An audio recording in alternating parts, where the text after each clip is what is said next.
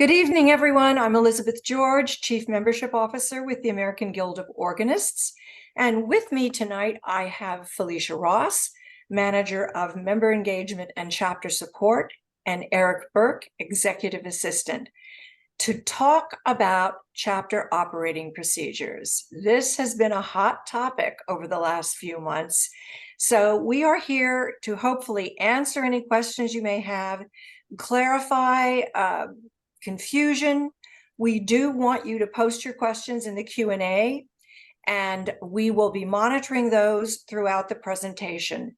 This is being recorded, so everyone will get a link to this probably within the next 24 to 48 hours. So without taking any more time, let's get started. Okay. All right. Okay. So why are policies and procedures important? You may ask yourself that. Well, they inform every one of the board's intent, their goals, and their aspirations. They prevent confusion among your officers as well as your members. They support consistency of board action. They eliminate the need for constant crisis policymaking.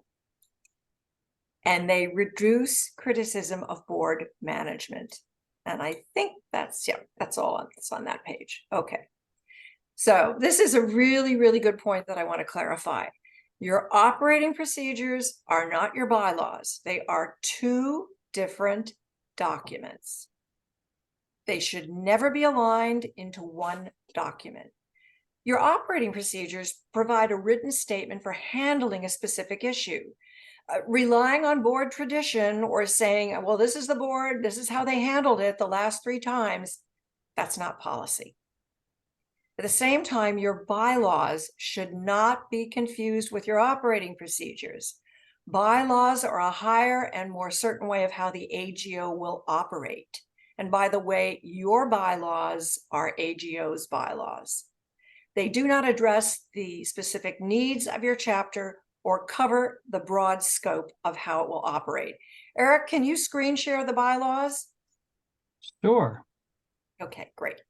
This is Article 7 of the AGO National Bylaws, and everything in Article 7 is about chapters.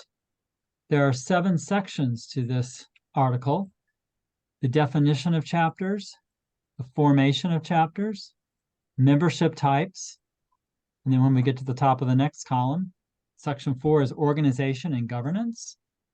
And then Section 5 on the next page is about meetings. Section 6 is about accessibility. And Section 7 is about disbandment. So it's really quite a bit of room devoted in the national bylaws to chapters. So those serve as the chapter's bylaws. With very rare exceptions, chapters do not have unique bylaws that only deal with their chapter. All of our chapters are under the national bylaws, and there's a chapter section for that document. There's also another section that deals with elections, and there's a chapter section to the elections article, and it follows all the national and regional in Section 3. So that's what we have in the national bylaws for chapter bylaws. Great, thank you. All right, let's go back to where we were. All right, so where do you start? Well, you need to identify the needs of your chapter. Your chapter is different than every other chapter in the AGO. So where are you today versus where you were 3 years ago? I'm sure your operating environment is different. So you need to establish some goals that you want to achieve, but you have to make sure that they're SMART goals. What do I mean by SMART? Specific, measurable, attainable, realistic, and timely.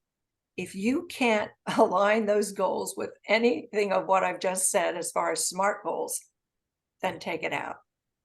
You also want to think about why you're creating these goals. Will these goals keep the chapter sustainable? Will they help the members? You know, that's what it's all about. It's really focusing on your members. You're there to service your members. You need to be establish who's involved in achieving these goals. And I want to talk 1 second about one particular officer position that I think often does not have enough clarity. And that would be the member at large position. Now, for some of the larger chapters, for example, Dallas, I know uses their members at large to chair their committees. Well, that's great. They're a big chapter. But with some of the medium-sized and smaller chapters, I might see 5, 6, 7, 8 members at large. If an officer position doesn't have duties that clearly define this role that's going to help your board achieve its goal, do not include it. It's superfluous. You do not need it. Plus, they're going to be bored to death and they're not going to feel valued. And then when it's time to find someone else to move up in leadership, well, they're probably not going to want to. So with that, I am going to turn this over to Eric. Thank you, Elizabeth. I thought I would start with several steps that you'll want to take in developing your own chapter operating procedures. I have 2 images on this slide, and I was reminded recently that this process makes me think of trying to reach a goal like Dorothy did in The Wizard of Oz. You see the Emerald City sitting there. When I was a kid, The Wizard of Oz showed every year around my birthday, and today happens to be my half birthday. So on or around March 18th, every year I watched The Wizard of Oz. And I remember when I was 3 years old, we finally got color television. And it was just like the difference that Dorothy experienced between going over the rainbow and what the past was like in her farm. And I think that that is sort of the difference we experience when you have a place to go for information that makes everything clear when problems come up. So the function of our operating procedures will be like an umbrella during a rainstorm.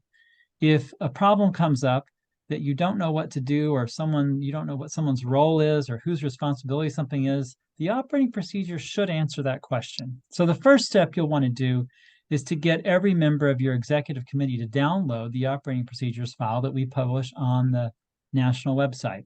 In fact, we're working on an updated version of that so that everything will be relevant to today's chapters.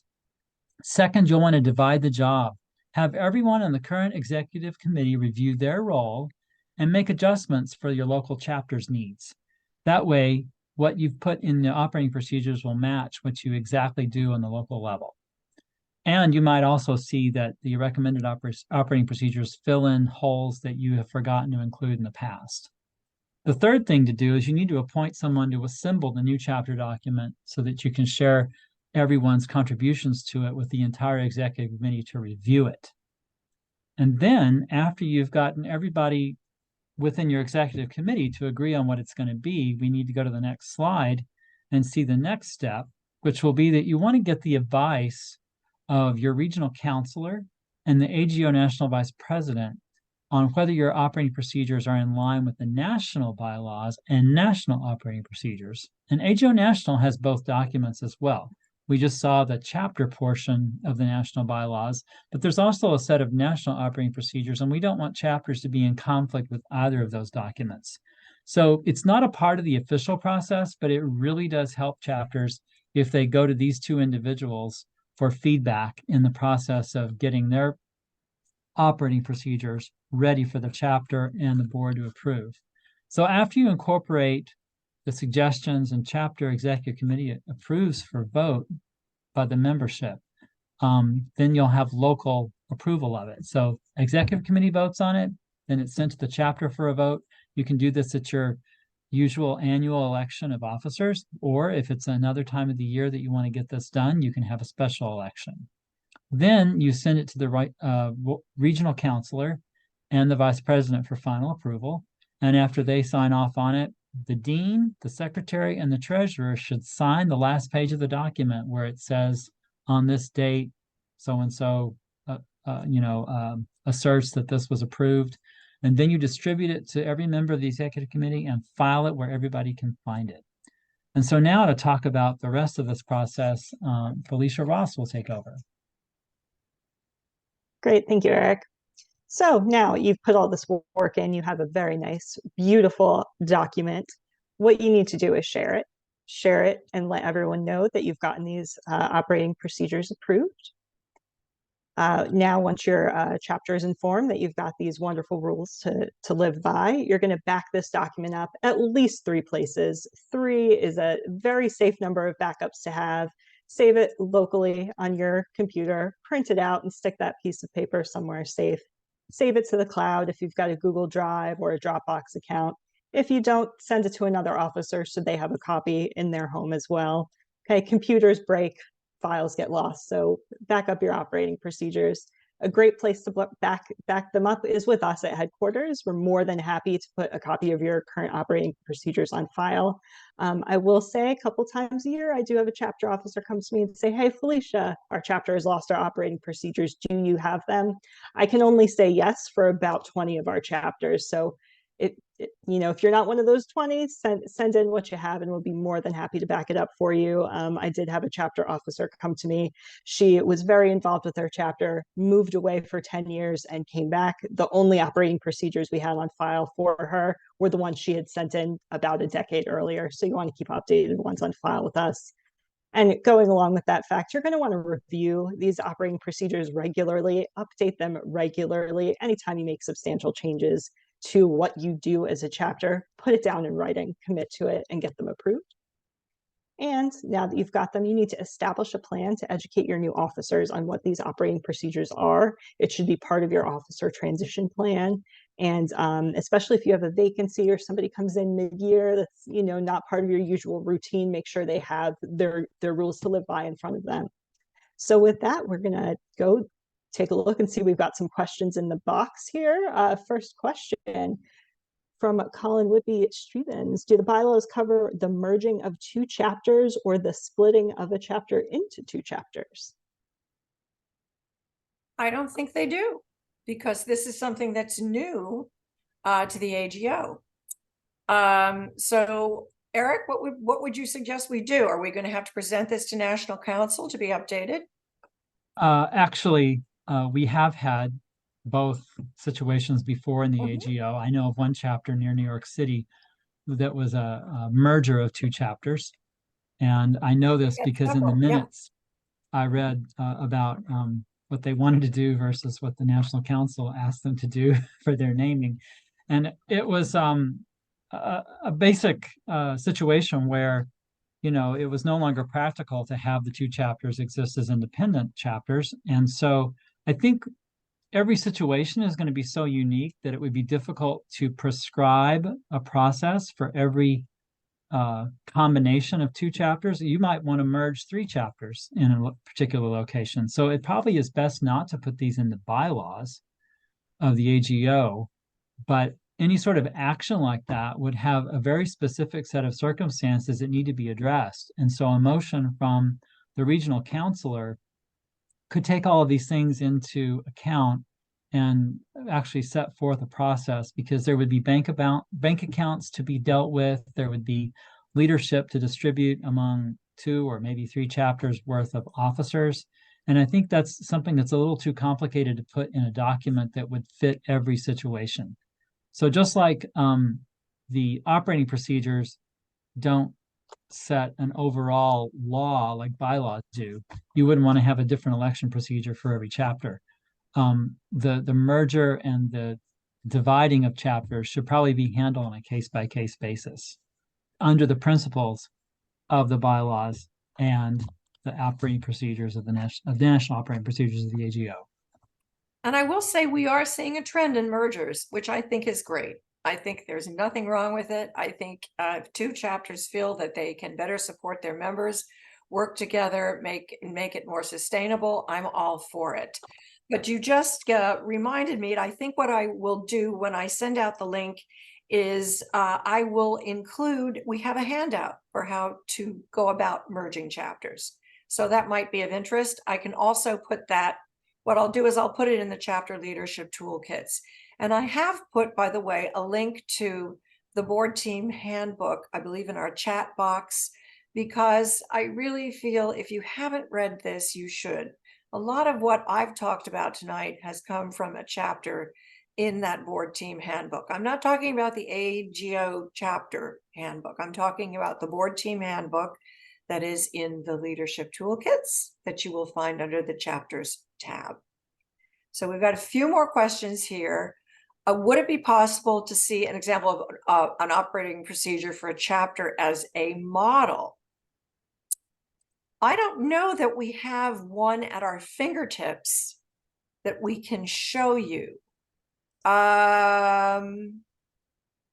We have the recommended chapter operating procedures. The old ones are up on the chapter documents page that we'll be replacing with an Right. updated copy soon. So We also have in the chapter leader toolkits, and I'll see if I can bring that up at a certain point. The San Diego chapter shared their operating procedures that they updated, I think it was in 2018. They really sat down and they just broke apart everything that they had.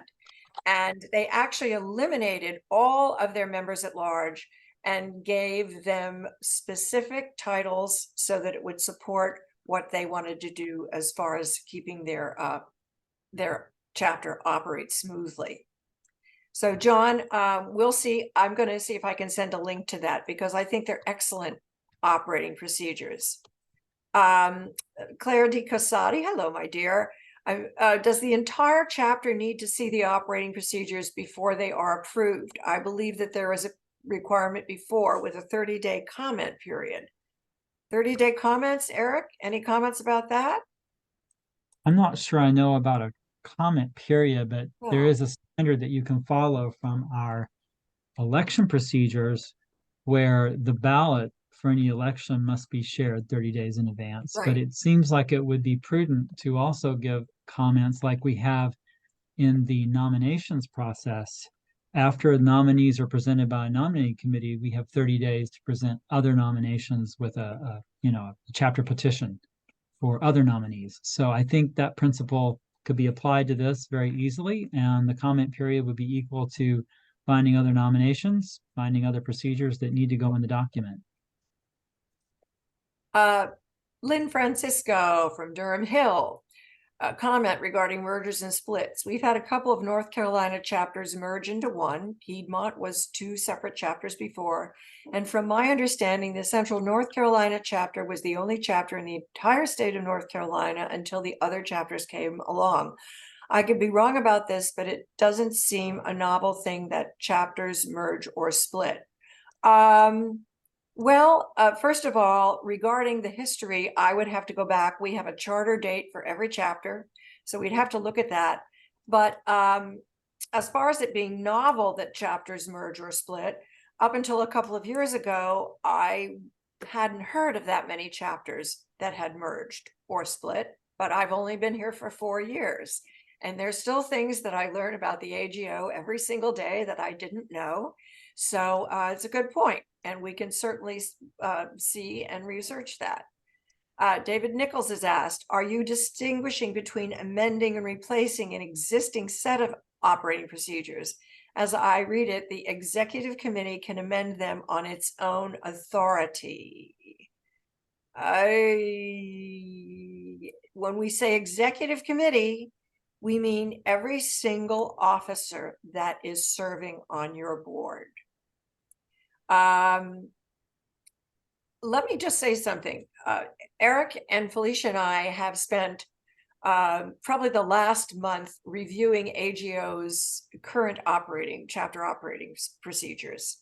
And we have made recommended edits. Some of them made no sense. Some of them were in conflict with what our bylaws are. They are in the hands of Vicki Schaefer, our counselor for membership.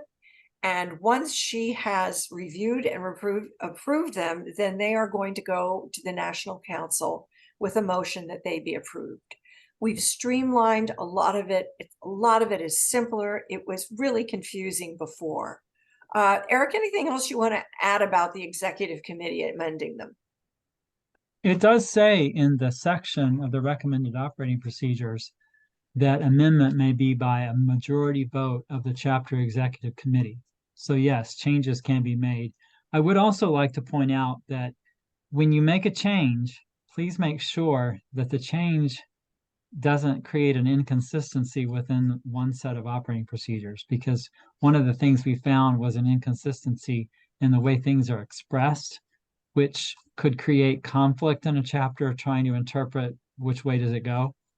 And we don't like people having to parse operating procedures like people argue over, the law or scripture. It can get really messy. So if you change them, make sure that you make them consistent with the rest of the document. And I'll just add that you're going to want to review these. As Felicia said, you should be reviewing these each year. There may be something that happened to your chapter during this year that wasn't addressed in the operating procedures that you feel is important to have in there. And at the same time, there may be something that you're saying, well, why do we have this in there? I don't think it's relevant anymore. So each year, it's really important that these be reviewed. Matthew Swingle has asked, what is the timeline of the voting, approval, and availability of the updated procedures from National? Are these the procedures that we're approving for the chapters? I think that's what it sounds like. You can't create these operating procedures overnight. They're going to take some time. You want to do them thoughtfully. So I wouldn't just say that you're going to be able to meet and do this all in one board meeting. I really would take time to do this thoughtfully, again, looking at what's best for your chapter, discuss it, review it, discuss it again. And then you want to share these with your members. And as Eric said, is often done during your annual meeting. If the members approve them, then you send them to National. Elizabeth, I'm anything sorry. else? I'm sorry. I think Go he's ahead. asking about the timeline for the new version. Oh, for the new ones? I'm recommended. sorry. I wish I had a crystal ball and could share that with you. However, there is a sense of urgency because I know you're all starting to work on this. You're geared up now and you're saying to yourself, yeah, we got to update these operating procedures. Some of these make absolutely no sense. I am hoping that at the next National Council meeting, I don't have the date for it, but these will have been reviewed and approved by Vicki Schaefer so that she can present a motion to the National Council for them to review and approve them. And I can't imagine that it's going to take them a long time to deliberate. They're pretty clear cut. They're pretty simple. There's not a lot of murky areas like there might have been in their previous ones. Thomas Bernhardt has asked, in the chapter website, are the duties of the chapter treasurer explained? Yes, they are. They're explained in the chapter management handbook. They are explained in on the chapter leadership toolkits under management and government. And again, the chapter leader toolkits are under the chapters tab on the website. It's a drop-down menu, click on it. Under management and government, yes, there is a description of each officer position, which has basically been taken from the chapter management handbook. Let's see what else. Suggestions from moving from culture of little to no formal documents to actual bylaws and operating procedures. I'm feeling there will be a good deal of resistance, but I'm willing to put in the time to make it happen. Well, that's a good thing. I think, again, this is going to have to be a decision, a well thought out decision that your board makes. And not everybody is going to agree. Not everybody's going to agree. There are going to be some people that say absolutely not. But at the end of it, it's the majority of your officers who will go ahead and approve these procedures. And I think you need to, Michael, I think you need to explain the rationale for why you are doing this. If you can share examples, I think that that's going to really help in convincing some of your other officers why it's important to do this. Okay, so I think we answered that question. Connor McMains, do you have recommendations on how to distinguish between which policies should be added to the official operating procedures and which should be kept separate? For example, specific voted on policies, protocols regarding nominations, committee work, financial investment policies, etc. Should these individual, more specific policies be included within the chapter's procedures or referred to an addendum or an index or kept separate? Well, here's my 2 cents. And Felicia and Eric, you can weigh in on this. But I think that anything that is important as far as financial investments, policies, they should be in your policies. Protocols, anything that, for example, we have recommended, and I sure would put these in the policies, that it is very, very important that once you have a new board, if you have a new treasurer and possibly a new dean, you have got to get those bank cards updated. I can't tell you how many chapters don't know where they are. The treasurer left and has taken a position in another part of the country. They don't know how to get a hold of the treasurer, and they are at a loss on how to continue and can't even access the checking accounts in the bank. So that's my 2 cents. Felicia, any thoughts? Yeah, and I think this actually speaks to that previous question about how you go from a culture of little to no formal policies to a culture of having written formal policy. And it's an argument for stability. And the reality is people get sick, people move. And this is an investment in having a written concrete piece of documentation that you as a chapter know isn't going to go anywhere. So if you have any sort of information that if your officer was abducted by aliens, your chapter would need that next day before you figure out how to get him back, put it in writing. Put it in writing somewhere where more than one person can access it. Good answer. I like that, Felicia. Clara de Cusati, who's with the Boston chapter, said, we put it out, operating procedures, that a review is required every 2 years, and that all executive committee members must read them before their terms begin. Well, Claire, I'd say it might be good if you look at them every year, but that's just my 2 cents. I really do think it makes sense to review them. Elizabeth, could we go back for just a second? Yep. One thing in Connor's question that can be concerning is you want to make sure that anything to do with nominations and elections are in the same document. In fact, in the recommended operating procedures, that is the last section. And it's not a good idea to have anything that you have to go somewhere else for, because that tends to look like secret knowledge. And nominations and elections should be an open issue for chapters. We encourage chapters to put these on their website. And I'm reminded of a funny incident that happened early in my life. I worked with a singer that was a public school teacher, and he told me that I should never work for a church that couldn't show me their policies and procedures. And I thought, well, I wouldn't have a job, because it's so rare to find that. And so the other thing I would say is that on Claire's question, you're right, Elizabeth, but there is a recommendation in the recommended operating procedures that there be a committee devoted to this that reviews them annually, or at least within each election cycle. I can't remember which, but that should be in the operating procedures for the chapter. And I was on a board that did this, and I was the typist for them. And we made sure that was there. And we met every year that I was continued on that chapter executive committee. It worked really well. I think the point too is transparency. Put these up on your website.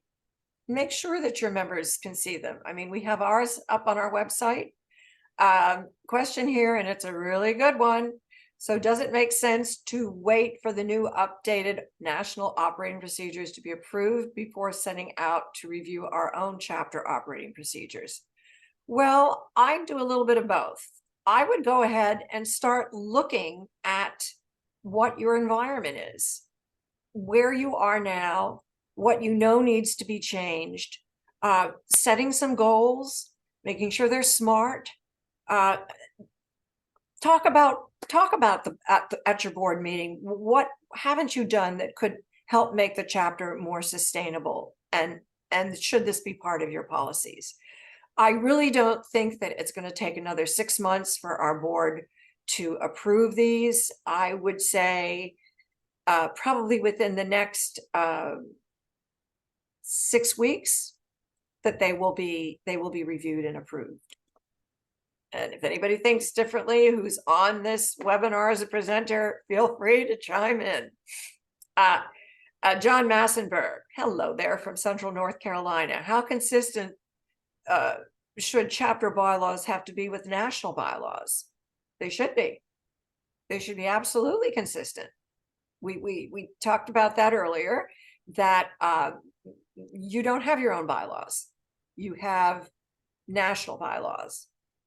And there may be a couple of times, and Eric, are there any times when you might want to change something that you feel is important to have that is not in the national bylaws? Well, they would be in your operating procedures, but the operating procedures cannot be inconsistent with the national bylaws. There you go. Whatever we're required to do as chapters in the national bylaws still apply to all chapters. Thank you. Boston chapter consulted with a lawyer on vital records. We were told the operating procedures are part of vital records, like the financial records, and must be kept. Amen. That is absolutely correct. Yes. And as Felicia said, please send us a copy. So if you lose them, if you can't remember, if someone has gone on to a better place within your chapter, whatever the circumstances may be, at least you know that you know where to find them. You know that we've got them. John raised his hand. Okay, let's go back and see. Did we answer you, John? Did you type in? Let's see. I don't see that we have any more questions. Oh, wait. Okay. All right. I see it posted now. Okay, you're okay. I'm glad you're okay. Remember that book, I'm Okay, You're Okay? All right, that really dates me. David Hassick, step back to the discussion of example procedures, please. It would be very useful for chapters to have a set of examples from national that span the range from very large to very small chapters. Consistency across chapters should be a desired goal from national headquarters. While each chapter can tailor the examples, lack of consistent starting points will lead to a chaotic collective and inconsistent set nationally. Well, that's an interesting comment. I think that these operating procedures that will be approved address that. But again, every chapter's circumstance is different. Everyone's, David. We have extra small, we have the big guys, we have the people in between. And yes, there are certain things that should be in there, that should always be in there, that just make common sense. And I think you'll see them in these new operating procedures. You can certainly look at the ones now and that are recommended. There are important things in there that shouldn't be forgotten. We don't want any chaos and inconsistency. I agree with you. I agree with you totally. We don't want that. And I apologize for my dog barking. It must be time for her to go out.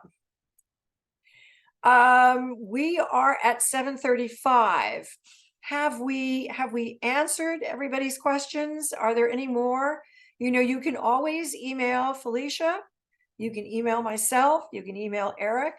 I'm so glad, we had over 100 registered and 71 of you have been on this webinar. I really appreciate it. Yep, there, Felicia's put her email in again, pross@agohq.org. So yes, please reach out to her. And what I think I might do is when I send the link out, I'll send out the guidelines for mergers. And I'm also going to send a link to the operating procedures that I thought were very well thought out by the San Diego chapter. And I'm trying to review. Sorry, John, I think your hand was just still up and you forgot to put it down. Okay. I think we are where we want to be. So without that anymore, I don't know, I wanted to tell you, please, a week from today, we have another really important webinar, and this is on the key responsibilities of serving as chapter treasurer.